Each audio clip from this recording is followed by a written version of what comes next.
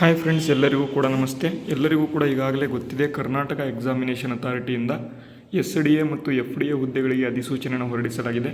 ಅದಕ್ಕೆ ಅರ್ಜಿ ಸಲ್ಲಿಕೆ ದಿನಾಂಕವನ್ನು 9ನೇ ತಾರೀಕಿನಿಂದ ಅಕ್ಟೋಬರ್ 31ರವರೆಗೆ ನಿಮಗೆ HK ವಿದ್ಯಾರ್ಥಿಗಳಿಗೆ ಅರ್ಜಿ ಸಲ್ಲಿಕೆ ಕೊಟ್ಟಿದ್ದಾರೆ. ಮತ್ತು ಇಲ್ಲಿ HK ವಿದ್ಯಾರ್ಥಿಗಳಿಗೆ ಅಕ್ಟೋಬರ್ 9ರಿಂದ ನವೆಂಬರ್ 9ರವರೆಗೆ ನಿಮಗೆ 1 ತಿಂಗಳ ಕಾಲ ಇಲ್ಲಿ ಅಪ್ಲಿಕೇಶನನ್ನು ಅರ್ಜಿ ಹಾಕೋದಕ್ಕೆ ಲಿಂಕನ್ನು ಕೊಟ್ಟಿದ್ದಾರೆ. ಈಗ ಬಿಡುಗಡೆ ಕೂಡ ಮಾಡಿದ್ದಾರೆ. ಮತ್ತು ಪರೀಕ್ಷೆಯನ್ನು ಏನು ಮಾಡ್ತಿದ್ದಾರಪ್ಪ ಅಂತ ಅಂದರೆ ಡಿಸೆಂಬರ್ ತಿಂಗಳು ಅಥವಾ ಇಲ್ಲಿ ಜನವರಿ ತಿಂಗಳಿನಲ್ಲಿ ಈ ಒಂದು ಪರೀಕ್ಷೆಯನ್ನು ನಡೆಸ್ಕೊಡ್ತೇವೆ ಅಂತ ಇಲ್ಲಿ ಮಾಹಿತಿಗಳನ್ನು ಇವರು ಕೊಟ್ಟಿದ್ದಾರೆ.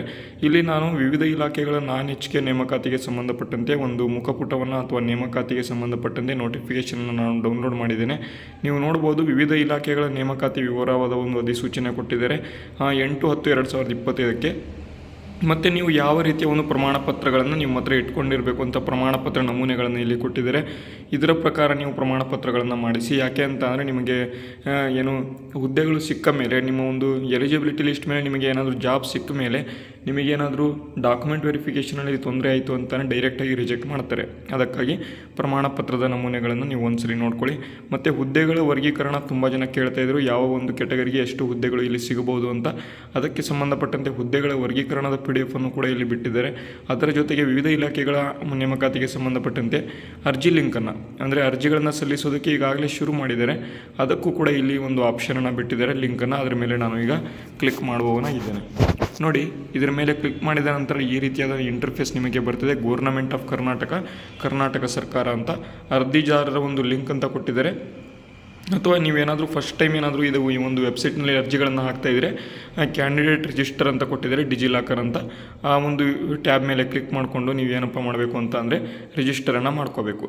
ರಿಜಿಸ್ಟರನ್ನು ಮಾಡ್ಕೋಬೇಕಾದ್ರೆ ಈ ರೀತಿಯ ಎಸ್ ಆರ್ ನೋ ಅಂತ ಕೊಟ್ಟಿದ್ದಾರೆ. ಡಿಜಿಲಾಕರ್ ಪೋರ್ಟಲ್ಗೆ ನೀವು ಕನ್ಸೆಂಟ್ ಕೊಡ್ತೀರಾ ಇಲ್ವ ಅಂತ ಎಸ್ ಅಂತ ಇಲ್ಲಿ ಕ್ಲಿಕ್ ಮಾಡಬೇಕು. ಎಸ್ ಅಂತ ಕ್ಲಿಕ್ ಮಾಡಿದ ನಂತರ ನಿಮ್ಮ ಒಂದು ಈ ರೀತಿಯಾದ ಒಂದು ಇಂಟರ್ಫೇಸ್ ಬರುತ್ತೆ. Allow while visiting the site ಅಂತ ನೀವು ಕ್ಲಿಕ್ ಮಾಡಿ ನೀವು ಇಲ್ಲಿ ನೋಡ್ಬೋದು sign in to your account ಅಂತ ಇದೆ. ಏನಪ್ಪ ಅಂತಂದರೆ ಡಿಜಿಲಾಕರ್ಗೆ ನೀವು ಸೈನ್ ಇನ್ ಆಗಬೇಕು. ಅಂದರೆ ನಿಮ್ಮ ಒಂದು ಮೊಬೈಲ್ ನಂಬರ್ ಮುಖಾಂತರ ಅಥವಾ ನಿಮ್ಮ ಒಂದು ಆಧಾರ್ ಮುಖಾಂತರ ಅಥವಾ ನಿಮ್ಮ ಒಂದು ಯೂಸರ್ ನೇಮ್ ಮುಖಾಂತರ ನೀವು ಡಿಜಿಲಾಕರ್ಗೆ ಸೈನ್ ಇನ್ ಆಗಿ ನೀವು ಅಲ್ಲಿಂದ ರಿಜಿಸ್ಟರ್ನ ಮಾಡಿಕೊಂಡು ನೀವು ಅಪ್ಲಿಕೇಶನನ್ನು ಹಾಕ್ಬೋದು. ನೀವು ಏನಾದರೂ ಆಲ್ರೆಡಿ ನೀವೇನಾದರೂ ರಿಜಿಸ್ಟರ್ ಮಾಡ್ಕೊಂಡಿದ್ದಲ್ಲಿ, ಅಂದರೆ ನೀವು ಈಗಾಗಲೇ ನಾನು ಏನಪ್ಪ ಅಂತಂದರೆ ರಿಜಿಸ್ಟರ್ ಮಾಡ್ಕೊಂಡಿದ್ದೀನಿ ಅಂತ ಹೇಳುವವರು ಒಂದು ವಿದ್ಯಾರ್ಥಿಗಳನ್ನು ನೋಡೋದಾದರೆ ಇಲ್ಲಿ ನೇಮಕಾತಿ ಮೇಲೆ ಕ್ಲಿಕ್ ಮಾಡಿ ವಿವಿಧ ಇಲಾಖೆಗಳ ನೇಮಕಾತಿ. ಈಗ HK ಅಂತ ತೊಗೊಂಡಿದ್ದೇನೆ. ಮತ್ತು ಆನ್ಲೈನ್ ಲಿಂಕ್ ನೆಕ್ಸ್ಟ್ ಇಲ್ಲಿ ಕ್ಲಿಕ್ ಮಾಡಿದರೆ ಈ ರೀತಿಯಾದ ಇಂಟರ್ಫೇಸ್ ಬರ್ತದೆ. ಆಲ್ರೆಡಿ ನೀವೇನಾದರೂ ರಿಜಿಸ್ಟರ್ ಮಾಡಿದಿರಿ ಅಂತ ಅಂದರೆ ಕ್ಯಾಂಡಿಡೇಟ್ ಲಾಗಿನ್ ಅಂತ ಇರ್ತದೆ ನೋಡಿ, ಇದ್ರ ಮೇಲೆ ಕ್ಲಿಕ್ ಮಾಡಿ. ಇದ್ರ ಮೇಲೆ ಕ್ಲಿಕ್ ಮಾಡಿದ ನಂತರ ನಿಮಗೂ ಈ ರೀತಿಯಾದ ಒಂದು ಇಂಟರ್ಫೇಸ್ ಬರ್ತದೆ. ಮೊಬೈಲ್ ನಂಬರ್ ಅಥವಾ ಆಧಾರ್ ಮುಖಾಂತರ ನೀವು ಲಾಗಿನ್ ಆಗಿ ನೀವು ಅಪ್ಲಿಕೇಶನನ್ನು ಫಿಲ್ ಮಾಡಬಹುದು. ಓಕೆನಾ? ಈ ರೀತಿಯಾಗಿ ನಿಮಗೆ ಅಪ್ಲಿಕೇಶನನ್ನು ಫಿಲ್ ಮಾಡೋದಕ್ಕೆ ನಿಮಗೆ ಮಾಹಿತಿಗಳನ್ನು ಕೊಟ್ಟಿದ್ದಾರೆ ಕರ್ನಾಟಕ ಎಕ್ಸಾಮಿನೇಷನ್ ಅಥಾರಿಟಿಯವರು.